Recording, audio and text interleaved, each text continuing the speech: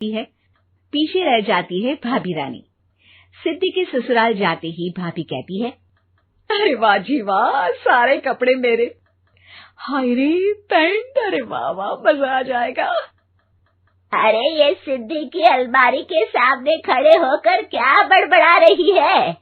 जाकर देख मेहमानों को विदाई की मिठाई मिली कि नहीं। अब हाँ माँ जी, क्यों नहीं, लेकिन पहले कपड़े तो बदल लूं। अब रानी आ जाती है सिद्धि के उन कपड़ों में जो वो ससुराल जाने से पहले घर छोड़ जाती है। अरे रानी, कुछ दिन रुक जाती। अरे ये तो सिद्धि बिटिया को मैंने ही दिया था, बड़ा ही फबता था उस पर, तुझ पर तो कुछ खास नहीं लग रहा। अब वो ना मेरे सारे कपड़े गीले थे तो सोचा पहन लूं। वैसे भी सिद्धि को कौन सा दिन पुराने आउटडेटेड कपड़ों को पहनना है। वैसे भी ये सूट तो मैंने तभी पहना था, वैसे खास है भी नहीं ये। हाँ ठीक है, लेकिन ना मेरी सिद्धि पर तो जमता था।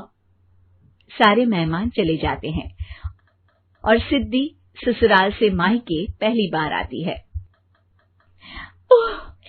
अपना घर, अपना कमरा, अपनी अलमारी।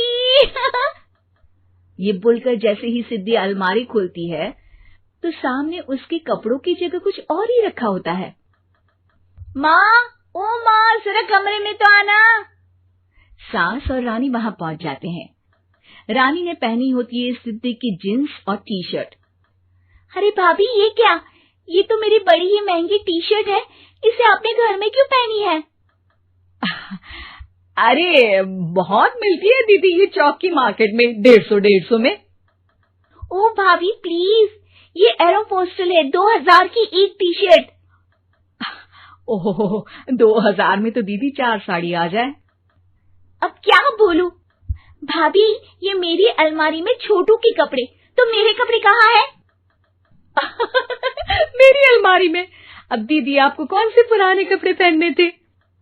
माना भाभी, लेकिन मैं जब घर आती तो यही सब पहनती ना। अरे तुम तो बड़ी कंजूस हो दीदी। खैर, वक्त आता है जब सिद्धि ससुराल के लिए रवाना हो रही होती है। अरे रानी, अंदर से सिद्धि का गिफ्ट ले आ, लड़की पहली बार ससुराल से मायके आई है। रानी अंदर जाती है और एक सिंपल सी साड़ी लेकर बाहर आ जाती है। ये लीजिए माँ जी।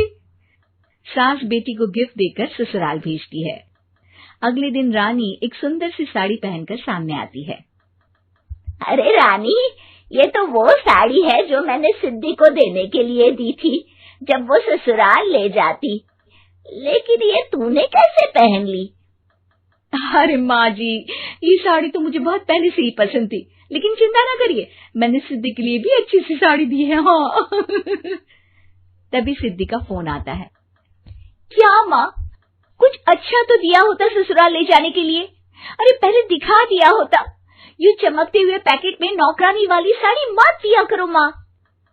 अरे बेटे, वो तेरी भाभी ने ना गलती से उससे पैकेट बदल गया। हाँ, मैं कल ही तेरे भाई के हाथ से तेरा वाला पैकेट भेज दूंगी। अरे रहने दो माँ, आई एम श्योर भाभी ने अभी वही साड़ी पहनी होगी जो तुमने मेरे लिए रखी थी। तुम तो समझ नहीं पाई उनको।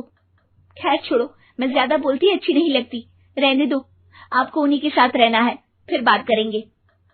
सास को रानी पर गुस्सा आ जाता है। वो उसके कमरे में जाती है जहाँ वो शादी का एल्बम देख रही होती है। रानी, मार्केट जाकर एक ऐसी ही साड़ी लेकर आ, कल प्रतीक जाकर सिद्धि के घर दे आएगा। अरे क्यों माँ जी, कितनी साड़ी देनी है दीदी को? यहाँ कोई सेल लगी है क्या?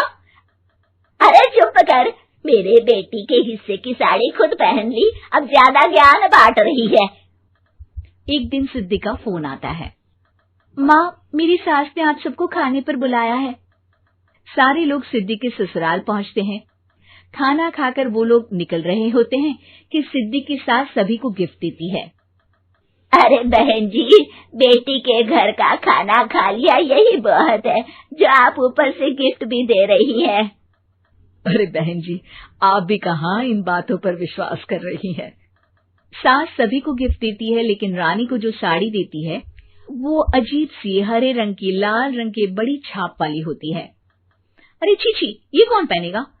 सासू माँ को तो जरी वाली इतनी सुंदर, और मेरे लिए ये नौकरानी वाली।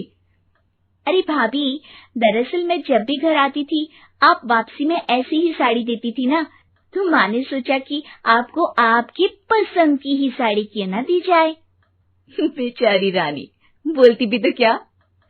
सिद्धि और सास रानी का चेहरा देखकर हंसने लगती है, तो रानी समझ जाती है कि अपने ही बिछाए जाल में वो फंस चुकी है।